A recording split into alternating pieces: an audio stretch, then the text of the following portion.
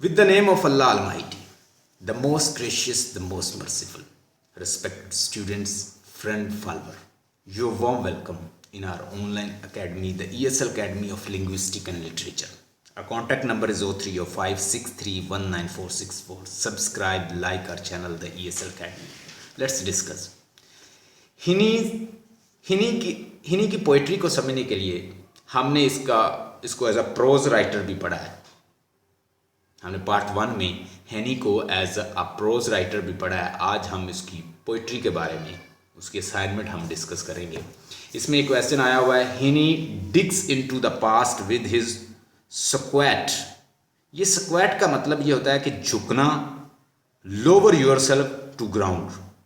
ठीक है, कि कोई चीज को डिग करना, किसके जरिए? पेन के जरिए। यानी पेन के जरिए वो क्या कर रहा है, वो पुरानी हिस्ट्री की बातों को वो डिग कर रहा है। जैसे उसने एक डिगिंग उसकी पोएम है, उसके अंदर वो रेफरेंस देता है कि मेरा फादर जो था ना, वो तो चीज़ों को डिग करता था। वो फार्मर था तो वो औजार के साथ चीज़ों को डिग करता था, लैंड को फर्टिलाइज करता था, और उन चीज़ों को पोटैटोस या इस तरह की जो चीज़ें हैं उनको क्या करता था, डिग करता था, डिग आउट करता था। तो मैं कहता पेन पकड़ूंगा और पेन के ज़रिए जो हिस्ट्री है और पुराना जो एंशियंट नॉलेज है उसको डिग आउट करूंगा। तो ये बताता है। अच्छा जी, देखें कुछ पॉइंट्स हैं हिनी से रिलेटेड, लिख लें, फिर उनको आपके लिए समझना आसान हो जाएगा। हिनी जो है, सीमस हिनी जो है 1939 में पैदा हुआ है। 2013 में इसकी डेथ हुई है। आयरिश पोइट है और आयरलैंड के नॉर्दर्न आयरलैंड एरिया में पैदा हुआ। और नॉर्दर्न आयरलैंड का मैंने पहले भी आपको बताया है, नॉर्दर्न आयरलैंड की सिचुएशन ये थी कि इसके ऊपर जो इंपीरियलिस्ट थे, जो ब्रिटिश लोग थे, उन्होंने कब्जा किया था। ब्रिटानिया के लोग ज़्यादातर प्रोटेस्टेंट हैं, बाइसेक्ट, और ये रोमन कैथोलिक मज़हब के लोग हैं आयरलैंड के। जब इन्होंने कब्जा किया तो आयरलैंड का जो नॉर्दर्न आयरलैंड का इलाका है उसमें मैक्सिमम जो हैं वो ब्रिटानिया के लोग जो हैं, उनके जो कबाइल थे वो आके आबाद हो गए। बरतानिया पे वो मसलसल उन्होंने कब्जा किए रखा, और वहाँ पे जो अक्सरियत थी नॉर्दर्न आयरलैंड की, उसको मिनॉरिटी में बदल दिया। बात समझ आ रही है आपको कि नॉर्दर्न आयरलैंड के जो रोमन कैथोलिक जो उनके इनहैबिटेंट थे, वहाँ पे उनको मार मार के भगा दिया या वहाँ पे काबज हो गए। तो मैक्सिमम वहाँ पे कौन बन गए? ब्रिटिश जो डिसेंडर थे या ब्रिटिश से जो आए हुए थे डिफरेंट ट्राइब्स, उन्होंने वहाँ पे कब्जा कर लिया। और डेफिनेटली वो फिर बरतानिया की बात करेंगे। अब एक जंग, गोरिल्ला जंग स्टार्ट होती है आयरलैंड के अंदर। 1922 में अल्टीमेट डिसाइड होता है कि इन दोनों कंट्रीज को डिफरेंट यानी अलग अलग कर दिया जाए। यानी इंग्लैंड को, पहले इंग्लैंड रूल कर रहा था। हमने जब जोनाथन स्विफ्ट को पढ़ा तो जोनाथन स्विफ्ट जब स्टार करता है उस वक्त के इंग्लैंड के ऊपर, तो आपको पता है कि वो डिस्कस करता है आयरलैंड को, क्योंकि वो आयरलैंड का रहने वाला था। कभी वो आयरलैंड जाता था, कभी इंग्लैंड आता था। जोनाथन स्विफ्ट को याद करें तो वो उस वक्त किस पे, क्वीन एन जो थी उस वक्त उसकी हुक्मरान थी जब हमने जोनाथन स्विफ्ट को पढ़ा, और उसके ऊपर वो क्रिटिसाइज भी करता है। इवन के पोप जो है वो भी उसी एज का है, अलेक्जेंडर पोप को भी हमने पढ़ा हुआ है। तो ये एक आयरिश पोएट है और इसने मसलसल देखा है कि उसका कंट्री जो है under the influence of the imperialist रहा है। इम्पीरियलिस्ट क्या कर रहे हैं? वहाँ पे उनको मार रहे हैं, उनके घर को जला रहे हैं, और प्रोटेस्टेंट जो है उनको ग्रुप की शक्ल में आते हैं और मिनॉरिटीज़ को तंग करते हैं। और जो मिनॉरिटी है वो मसलसल वो ट्रबल और एगनीज और टॉर्चर का शिकार है। हमने देखा कि ब्रिटिश बरतानिया जो है टोटली सब्जुगेट किए हुए हैं उनको। और अब पोइट जो है, उस वक्त एक मसला आ रहा था कि पोइट्री जो थी वो वॉइस बन गई थी क्या, हैकलर की, प्रोपेगेंडिस्ट की, waste of time, mother of evil, mother of lies, ये सारा कुछ उसको कहा जा रहा था, जैसे फिलिप सिडनी के दौर में कहा जाता। तो हेनी ने कहा कि Heaney steps forward and he started writing redress of poetry. तो वो रीड्रेस ऑफ पोइट्री लिखता है। वो चाह रहा है कि वो डिफेंस में लिखेगा पोइट्री के, और पोइट्री को जो कहा जाता है कि ये एक हैकलर की वॉइस है, ये एजिटेटर करने वाले, लोगों को बुराई की तरफ या रेवोल्यूशन की तरफ उभारने वाले प्रोपेगेंडिस्ट या वॉइस ऑफ पॉलिटिशियंस या फिर जर्नलिस्ट जर्नलिस्टिक व्यू पोइट्री में दिया जाता था, रियलिटी दिखाई जाती थी। तो पोइट्री क्या होनी चाहिए, जैसे आर्ट फॉर आर्ट से एक इंटरटेनमेंट की एक इंडस्ट्री है, ना कि ये कोई इंस्ट्रक्शन देने वाली, टीच करने वाली, रियलिटी बताने वाली। तो अब उसने पोइट्री, रीड्रेस ऑफ पोइट्री भी लिख दिया है, और साथ वो अपने कंट्री को भी, उसकी भी, डॉन ट्रोडन की, डिप्रेस्ड लोगों की, जो लोग सफरिंग में हैं, जो सब्जुगेटेड हैं, उनकी वॉइस भी बनना चाहता है। अब पोएट जो है वो कॉन्ट्राडिक्शन का शिकार है, लेकिन वो कहता है कि पोइट्री को सर्टन टेक्निक्स के ज़रिए अब लिखा जाए। वो अपने लोगों की वॉइस भी बनना चाहता है, तो वो क्या करता है, जर्नलाइजेशन का मेथड इस्तेमाल करता है। वो जर्नलाइजेशन इस्तेमाल करता है, वो यूनिवर्सलाइजेशन का इस्तेमाल करता है, ठीक है। उसके साथ साथ वो इस्तेमाल करता है सुपर नेचुरलिज्म को इस्तेमाल करता है। जैसे मैंने कल भी बताया, चैरिटियर उसने कह दिया, ओ चैरिटियर्स, ओ इन्वेडर्स, कि पता ही नहीं चलता वो इन्वेडर्स को कह रहा है जिन्होंने सब्जुगेट किया उसके कंट्रीज़ को, उसके कंट्री को, उसकी बात कर रहा है, या वो जो छकड़ा चलाने वाले की किसी की बात कर रहा है, या सोवर। अब फार्मर को वो क्या कह देता है, फार्मर कहता है सोवर ऑफ सीड्स, सीड उगाने वाले फार्मर, ठीक है। वो फिर सिंबोलिज्म में बात कर देता है। वो फिर क्या करता है, सुपर नेचुरलिज्म शामिल कर देता है। अब टैंक आ रहे हैं तो उनको कहेगा monster and sphinx, they are destroying our land, they are throwing fire out of their mouth. तो वो फायर अपने मुंह से निकाल रहे थे। वो मॉन्स्टर हैं, वो क्या हैं, वो चैरिटियर्स हैं, वो उनको कह देगा वो चैरिटियर्स हैं, वो मॉन्स्टर हैं, उनको कह देगा स्फिंक्स आ गई हैं। अब वो मिथोलॉजीज़ को यूज़ करेगा, एनेक्डोट का इस्तेमाल करेगा, बार्डिक एलिमेंट का इस्तेमाल करेगा, और उसके बाद एफुलनेस क्रिएट करेगा। एफुलनेस का मतलब होता है एक्सट्रीम फियर। ये सारी चीज़ें मैं आपको बताऊंगा। इस पोएट को समझने के लिए इसकी असाइनमेंट को लिखना इतना आसान नहीं है जब तक ये चीज़ें आप नहीं समझेंगे। एनेक्डोट्स का मतलब होता है स्टोरी अंदर डाल देना। आपने देखा कि उसने एक्सप्लेन करना था किसको, टॉलैंड मैन की स्टोरी लेके, तो उसने आयरलैंड को साथ रिलेट किया है। तो इसका मतलब है कि वो स्टोरी उसने अंदर डाली है टॉलैंड मैन की, तो फिर उसके बाद उसको रिलेट किया है। इवन के जब वो साइकिल का बताता है कि द कॉन्स्टेबल कॉल्स जो उसने डिस्कस किया है, तो उसको भी उसने एक सिंबलिज्म में इस्तेमाल किया है। उसको वाजे उसने किसी का नहीं बताया कि उनके ऊपर जुल्म क्या कर रहा है। वो ऐसी जर्नलाइजेशन में बात करेगा जैसे जुल्म तो फ़लस्तीन में भी हो रहा है, कश्मीर में भी हो रहा है, इसके अलावा और बहुत सारी कंट्रीज़ हैं जहाँ पे बहुत ज़्यादा जुल्म हो रहा है। तो वो एक जर्नल सी बात कर रहा है कि 4 भाइयों को जैसे कहता है मारा गया, 4 ब्रदर्स वर किल्ड।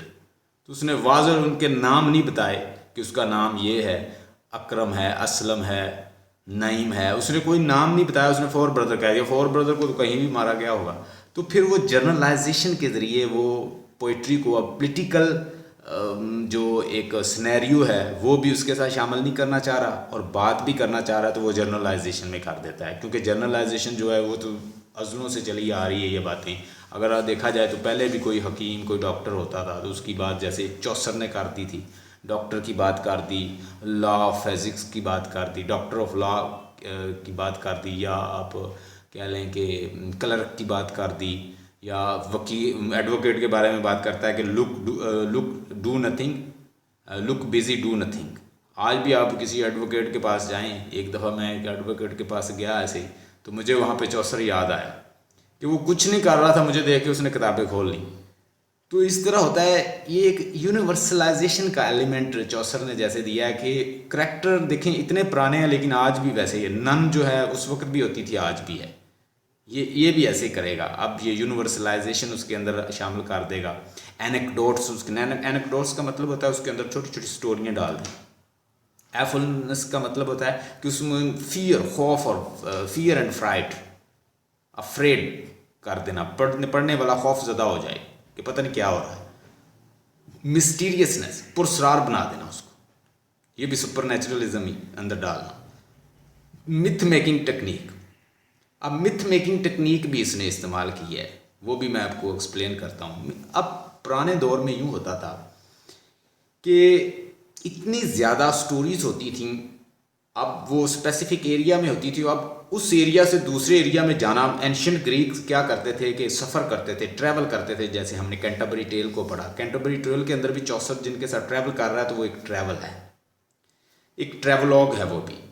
तो अब ट्रैवल करते करते वो अपने जो लेजेंड्स हैं या जो उनकी स्टोरीज़ हैं या उनके जो अबाउजदाद हैं, उनके फादर हैं या प्री डिसेसर हैं, उनकी स्टोरी उन्होंने सेव करनी है। तो उनके पास कोई रिटन स्क्रिप्ट तो अब था नहीं उस वक्त, यहाँ इतने पेजेस होते थे कि वो लिखी हुई चीज़ को सेव करके आगे पहुंचा दें। अब जो ईडीपस है, ये ईडीपस आप ये ना, ये कहीं ईडीपस का लिखा, ये उसका सोफोक्ली के हाथ का लिखा नहीं है हमारे पास। ये भी एक ड्रामा परफॉर्म किया था और ऐसे ये मिथ ही थी, किसी ने सुनाई, मिथ आगे चलेगी, उससे आगे चलेगी। जैसे होमर है तो वो भी एक पहाड़ी पे बैठ जाता था और वो उसने बांसुरी पकड़ी हुई थी और वो ऊपर पे बैठ के गाता रहता था, लोग सुनते रहते, लोग उसके गिर्द जमा हो जाते। यानी स्टोरी ऐसे चलती थी कि एक ने आगे सुनाई, उसने आगे सुनाई, उसने आगे सुनाई, इस तरह मिथ की फॉर्म में स्टोरी मौजूद थी। आज मैंने ग्रीस के बारे में बड़ा डिटेल पढ़ा।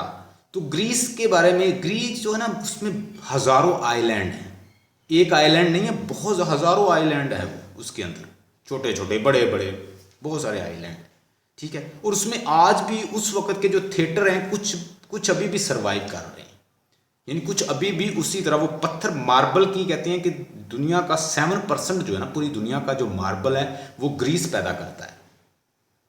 तो ग्रीस के अंदर मार्बल उस वक्त ही बहुत था, पत्थर उस वक्त ही बहुत, उनको तराश तराश के बनाते थे। सुकरात के बारे में कहा जाता है कि वो उसका फादर जो था ना वो पत्थर तराशता था, पत्थर तराश के वो बनाता था, संग तराश था उसका फादर। तो उससे पूछता था कि सुकरात ने पूछा कि अपने वालिद से कि आप इतना अच्छा कैसे स्टैच्यू बना लेते हैं, इतना अच्छा स्कल्पचर कैसे डिज़ाइन करते हैं।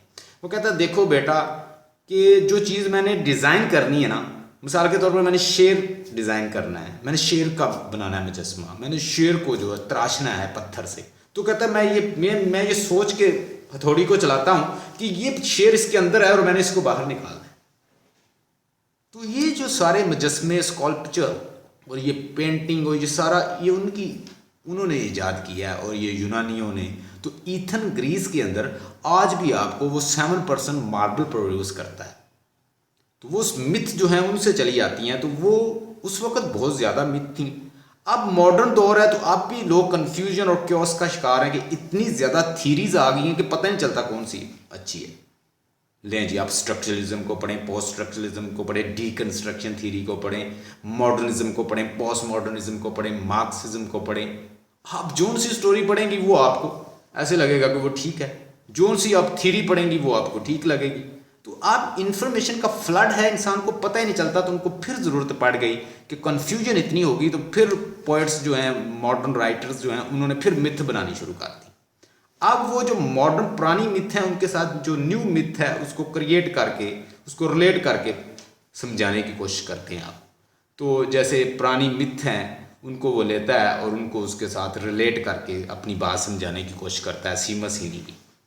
और उसके बाद blend of fact and fiction, कि कुछ वो फैक्ट डालता है।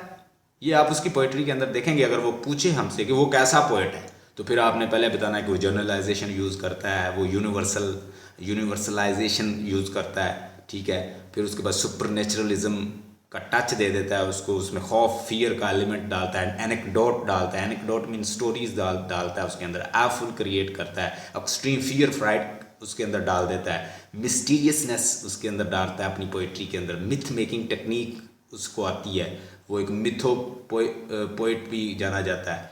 तो blending of fact and fiction, कि वो फैक्ट और फिक्शन को दोनों को क्या करता है, ब्लेंड कर देता है, इकट्ठा कर देता है। कि थोड़ा सा उसने कोई फिक्शन डाल दिया साथ, कुछ स्टोरी अपनी डाल दी कि देखने वाला ये कहे कि ये कोई पॉलिटिकल बात नहीं कर रहा। मिसाल के तौर पर टॉलरेंट मैन को आप गौर से देखें तो वो तो स्टोरी तो उसने एक बुक से ली, लेकिन उस स्टोरी को उसने फिर कहाँ पे रिलेट कर दिया कि वो लोग, टॉलरेंट मैन ये सोचता है कि उसकी सेक्रीफिकेशन से क्या होगा, अल्टीमेटली जो गॉडेस है, जो फर्टिलाइजेशन की गॉडेस है, वो हैप्पी हो जाएगी और वो ज़्यादा गल्ला उगाएगी, ज़्यादा फर्टिलाइज्ड लैंड क्रिएट करेगी। तो इसलिए वो अपनी सेक्रीफिकेशन को, अपने जो उसने सेक्रीफाई किया है उस कंट्री, उस लोगों के लिए, वो बड़ी जायज़ है।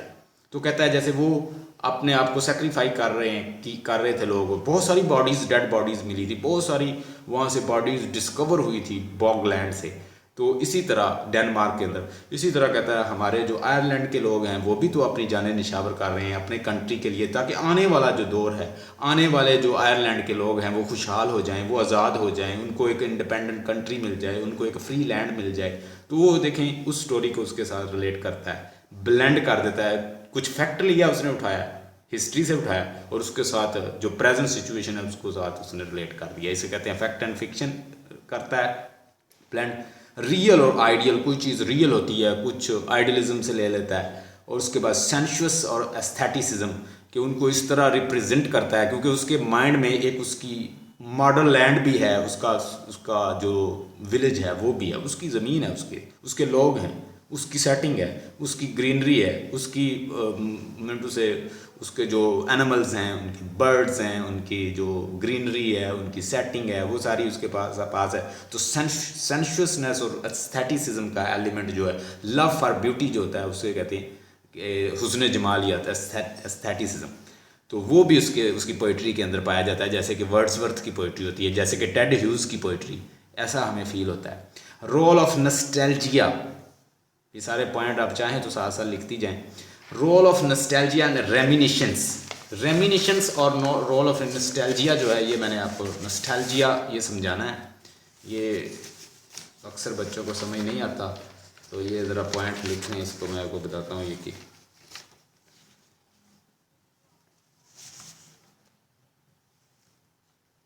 चलो मैं भेज देता हूँ, डोंट वरी। अच्छा जी, ये यहाँ पे देखें एक पॉइंट है। अच्छा जी, ये रेमिनिशंस क्या होता है? रेमिनिशंस का मतलब होता है रिमेनिंग इन द पास्ट।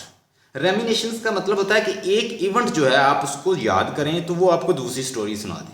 मिसाल के तौर पर आपने एक एक्सीडेंट देखा तो आपको अपना कहीं एक्सीडेंट हुआ वो याद आ गया। आपने कोई डेड बॉडी देखी तो आपको अपना कोई याद आ गया, उसे कहते हैं रेमिनिशंस। लिख लें, reminiscences mean one story that reminds you another story, कि एक एक्सपीरियंस आपको किसी और के साथ रिलेट कर दे। आपने देखा कि चूंकि हमने पूरा सीमस हीनी पढ़ा है तो हमें सीमस हीनी को समझना आसान है।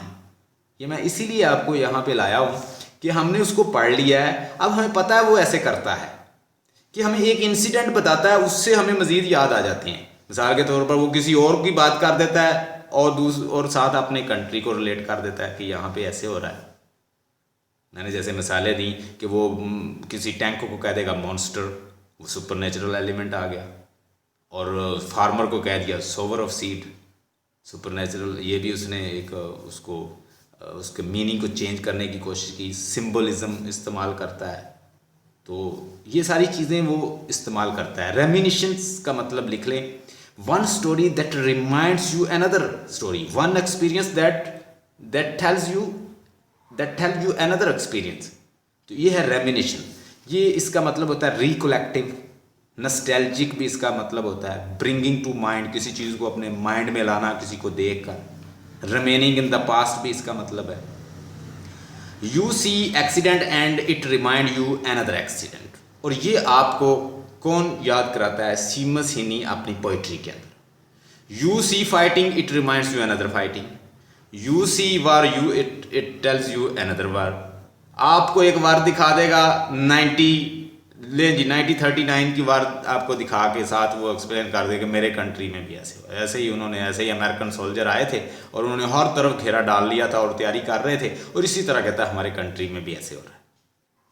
देखिए वो कैसी पोइट्री करता है कि उसको वो हैकलर और एक पॉलिटिशियन से रिलेटेड और एक पॉलिटिकल वॉइस नहीं बनने दे रहा उसको। इस तरह वो एज अ पोइट का काम भी उसका रहे, और साथ साथ उसके डाउन ट्रोडन लोगों की, उनके सप्रेस्ड लोगों की, उनके जो ऊपर स्टेट टेररिज्म हो रहा है वो उसको भी शो करना चाह रहा है। अच्छा जी, T S. Eliot, Ted Hughes, Eugene O'Neill, W.B. Yeats, Seamus Heaney, ये सारे पोएट ऐसे हैं जो मिथ मेकिंग टेक्निक को यूज़ करते हैं। मैंने आपको बताया कि मिथ क्या होती है। पुराने वक्तों में ये होता था कि उनके लेजेंड्स, उनके ग्रेट, उनके हीरो एंड हीरोइंस जो होती थी, उनके करैक्टर को, उनके लेजेंडरी स्टोरी को महफूज करने के लिए उन्होंने मिथ क्रिएट की हुई थी। ट्रैवल करते थे, एक दूसरे को स्टोरी बताते जाते थे, लोग सेव करते जाते थे, यानी अपनी मेमोरी में सेव कर लेते। इडिपस रेक्स जो है ये भी एक इस किस्म की मिथ ही है। ठीक है जी। अब मजीद आगे आ जाएं इसको समझने के लिए। चौसर, जेफरी चौसर की जो सारी स्टोरीज हैं वो भी ऐसे लगती हैं कि जैसे मिथ ही हैं, ट्रैवल करते जा रहे हैं, एक दूसरे को बता रहे हैं। आपने ब्योवल्फ का नाम सुना होगा, एंग्लो सैक्सन दौर की एक एपिक है ब्योवल्फ। तो ब्योवल्फ जो है वो भी एक मिथ है कि एक बहुत बड़ा मॉन्स्टर है, एक ड्रैगन है, और उसके साथ जो है ये ब्योवल्फ जो है वो लड़ेगा, और उसके पास बहुत ज़्यादा ताकत है, वो बहुत ज़्यादा ताकतवर है, और वो ब्योवल्फ जो है उसका मुकाबला करेगा और उसको अल्टीमेटली किल करेगा, मॉन्स्टर को, ड्रैगन को, और फिर वो अपने कंट्री को उससे निजात दिलाएगा, क्योंकि वो सोल्जर को खा जाता था जो उस वक्त का मॉन्स्टर था, ड्रैगन। ये और एंग्लो सैक्सन दौर की एक मिथ ही है, इसको एपिक कहते हैं, और ये भी एक मिथ ही है। ये आप अगर सुनना चाहती हैं तो इसका लेक्चर मेरा यूट्यूब पे पड़ा, मैं सेंड कर दूंगा। वो एक स्टोरी है, वो लंबी पोएम है, और उसमें स्टोरी बताई गई है। पहले वो ड्रैगन के साथ लड़ता है उसका हीरो, फिर वो एक मॉन्स्टर के साथ लड़ता है, एक की बाजू तोड़ देता है, वो नीचे दरिया में चली जाती है उसकी मदर फिर ड्रैगन की, और वो नीचे से निकाल के फिर उसकी बाजू तोड़ देता है, निकालता है। तो इस तरह की अजीबोगरीब किस्म की उसमें स्टोरी है। तो वो भी मैं बता रहा हूँ कि वो भी एक मिथ ही है। मिथ का मतलब होता है स्टोरी, और उनको महफूज किया गया एक दूसरे को सुना सुना के। ये पुराने दौर में यूज़ होती, तो आजकल भी फिर वो मॉडर्न पोइट जो है उन्हीं की तरह की स्टोरी बना बना के समझाने की कोशिश कर रहा है, अपनी पोइट्री समझाने की कोशिश कर रहा है। मजीद आप समझ लें,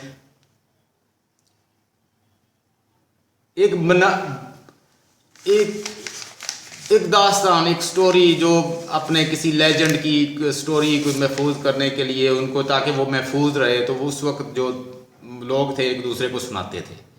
आजकल भी उसने ऐसे किया कि उसने भी स्टोरी उसके अंदर शामिल करने की कोशिश की। इसको मिथ ही कहते हैं जो हमने उसके पढ़ रहे हैं।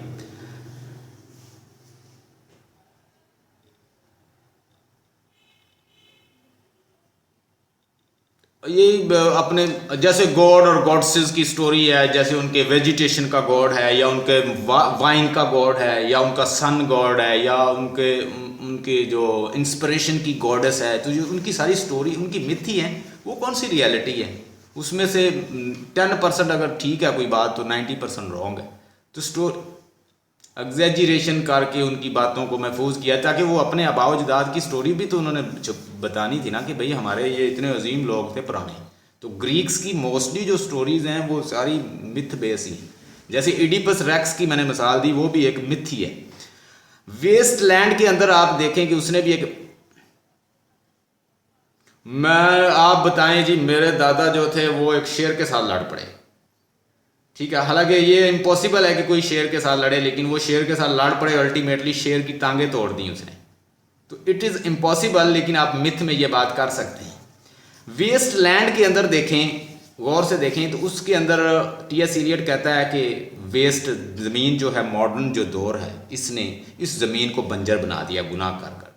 ठीक है जी। अब गुनाह इतने किए हैं कि ये ज़मीन जो है बिल्कुल डिके हो चुकी है, बिल्कुल वेस्ट लैंड बन चुकी है ये सारी जो दुनिया है। तो हमें किसी कल्कि उतार की, हमें किसी इंस्पायर करने वाले की, किसी हीलर की, किसी कोई सूत करने वाले की, या किसी मैसेंजर की ज़रूरत है। वो आए मसीहा, और वो आके दोबारा जो है वो हमें रिकवर करे, इस लैंड को दोबारा बहाल करे, इसको अच्छा करे। तो ग्रेट मैन आएगा, वो ग्रेट मैन अल्टीमेटली वो अपनी सेक्रीफाइस करेगा जैसे क्राइस्ट ने किया था, तो फिर दोबारा ये रिकवर होगी। ठीक है, तो वो भी एक मिथ ही उसने क्रिएट करके समझाने की कोशिश की है। अब देखें, एक और चीज़ आपको समझा दूं, नॉस्टैल्जिया क्या होता है। मैंने पहले आपको रेमिनिशेंट बताया कि रेमिनिशेंट के स्पेलिंग लिख लें,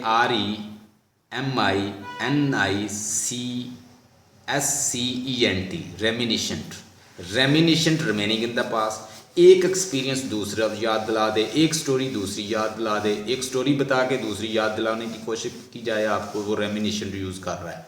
अब नॉस्टैल्जिया क्या है कि रिमेनिंग इन द पास्ट, कि हमेशा पास के अच्छे लम्हात को सोच सोच के खुश होते रहना। इसका मानी लिख लें, नॉस्टैल्जिया फॉर, मिसाल के तौर पर आप अपना नॉस्टैल्जिया यूज़ कर सकती हैं कि आप जिस एरिया में रहती थी, nostalgia for the village, nostalgia for school day, nostalgia for childhood, nostalgia for good day, nostalgia for college day, nostalgia for university day.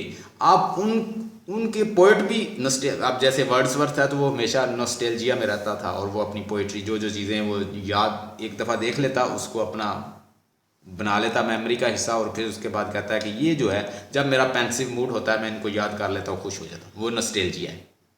ठीक है, तो ये भी पोइट जो है अपने जो उसकी मॉडल वर्ड है, प्री मॉडल वर्ड उसके माइंड में, उसके लोग हैं, उसके विलेज के लोग हैं, वो जो इन्जॉय करता रहा है पोइट, जिस इलाके में रहा है, आयरलैंड के लोग हैं, उसकी ग्रीनरी है, तो उसके माइंड में है, वो उनको बार बार डिस्कस करता रहता है, सेंशुअस एलिमेंट भी क्रिएट करता है, एस्थेटिसिज्म भी साथ क्रिएट करता है, साथ वो मिथोलॉजिकल टेक्निक्स जो है उसके पास वो भी यूज़ कर लेता है, उसके साथ वो नॉस्टैल्जिया भी यूज़ कर लेता है, पास्ट के अच्छे इवेंट्स को साथ यूज़ करके उनको रिलेट कर करके समझाता है बातें। अच्छा जी, और इसमें कोई पॉइंट अगर आपको समझ नहीं आया तो मैं दोबारा फिर बता देता हूँ, सुन लीजिए। जर्नलाइजेशन एंड यूनिवर्सलाइजेशन अपनी पोइट्री के अंदर यूज़ करेगा। ठीक है जी, वो क्या करना चाह रहा था, वो ये चाह रहा था कि उसकी पोइट्री जो है वो एक जर्नलाइजेशन की शक्ल में हो, और वो कोई वाजे ना किसी को कहे कि बरतानिया जुल्म कर रहा है। वो कहेगा फोर ब्रदर को मारा गया, वो कहेगा सिस्टर को मारा गया किसी की, वो कहेगा नेशन जो है वो सब्जुगेटेड है, वो कहेगा फादर को मारा गया। तो ये सारे जर्नल नाम होते हैं। ठीक है जी, यूनिवर्सलाइजेशन में हमने पढ़ा कि जैसे मैंने बात की, जैसे चौसर ने, हमने चौसर को पढ़ा है, तो चौसर क्या करता है कि एक पार्सन है, एक चौसर है, एक टीचर है, कोई डॉक्टर है, कोई क्लर्जी मैन है, तो ये सारे नन है, कोई मौलवी है, तो ये सारे जो हैं क्या एक आम करैक्टर हैं। उसमें उस वक़्त क्या हो रही थी, एक्सप्लॉयटेशन हो रही थी, सफरिंग, लोग सफरिंग कर रहे थे, लोग they were suffering under the cruel hands of imperialist. कौन थे एम्पीरियलिस्ट? बरतानिया के लोग थे। उसने वाजे बरतानिया का नाम नहीं लिया, जनरल बना दिया उसको। ठीक है जी, एक्सप्लॉयटेशन उस वक्त हो रही थी, आज भी हो रही है, या आने वाले पहले भी होती रही है। सफरिंग उस वक्त भी, आज भी, और होती रहेगी। कश्मीर में आज भी वैसे हो रहा है। लोग, पीपल आर लॉक डाउन, लोग जो हैं वो they are locked in their houses. आज भी वो सब्जुगेशन है, आज भी सफरिंग हो रही है। तो ये भी कह सकता है कि people are dying due to subjugation and they are being suppressed. लो what is happening in Kashmir, वो भी एक जनरल बात कर देता है, उसमें भी वो पॉलिटिकल नहीं होने देता उसको। वायलेशन ऑफ ह्यूमन राइट उस वक्त भी हो रहा है, आज भी हो रहा है और होता रहेगा। मेकिंग स्लेव मेकिंग का कंसेप्ट उस वक्त भी था, आज भी हो रहा है, आज भी लोग ऐसे ही लोगों को खरीद रहे हैं। वार 1914 और 1918 की फर्स्ट वर्ल्ड वार भी उसने सुनी है, दूसरी जो सेकंड वर्ल्ड वार है उसने देखी है पोएट ने। तो पोएट जो है बेसिकली सेकंड वर्ल्ड वार के एक्सपीरियंस दे के, कुछ अमेरिकन सोल्जर का नाम लेके, वाजे नहीं कहता बरतानिया के सोल्जर खड़े हैं, वो कोई और देकर, ये देखें वही चीज़ें जो पोएट यूज़ करता है वही मैं आपको बता रहा हूँ कि आपने उसको हूबहू वैसे डिफाइन कर देना है। सुपर नेचुरलिज्म, तो सुपर नेचुरलिज्म का कंसेप्ट मॉन्स्टर की शक्ल में, ठीक है, और उसके बाद sower of seed, monsters, sphinx, और इस तरह के जो कंसेप्ट हैं वो सारे, टैंक को स्फिंक्स कह देगा, ठीक है, उनको मॉन्स्टर कह देगा, तो इस तरह उनको एक्सप्लेन कर देगा। इन्वेडर को उसने कह दिया चैरिटियर्स, और उसके अलावा सोल्जर को मॉन्स्टर भी कह सकता है। एनेक्डोट्स शामिल करता है कि स्टोरी रिलेट कर देता है।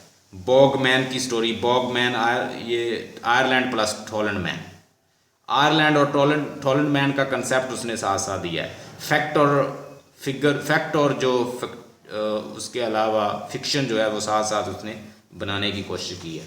ये दोबारा फिर लिख लें, अगर नहीं लिखा पहले लिखें जर्नलाइजेशन एंड यूनिवर्सलाइजेशन, दूसरा लिख लें सुपर नेचुरलिज्म, तीसरा लिख लें एनेक्डोट्स का इस्तेमाल, चौथा आगे लिख लें आफुलनेस, मिथ मेकिंग टेक्निक्स पोएट के पास है, और उसके बाद रेमिनिशेंट्स एंड नॉस्टैल्जिया, ये इस्तेमाल करके पोएट आपको एक्सप्लेन करता है चीज़ों को। सेंशुअसनेस और एस्थेटिसिज्म जो उसके विल्ज का प्री मॉडल वर्ड है पोएट के माइंड में, वो चीज़ें यूज़ करता है। अब ऐसा करें, कम टू पेज नंबर 237।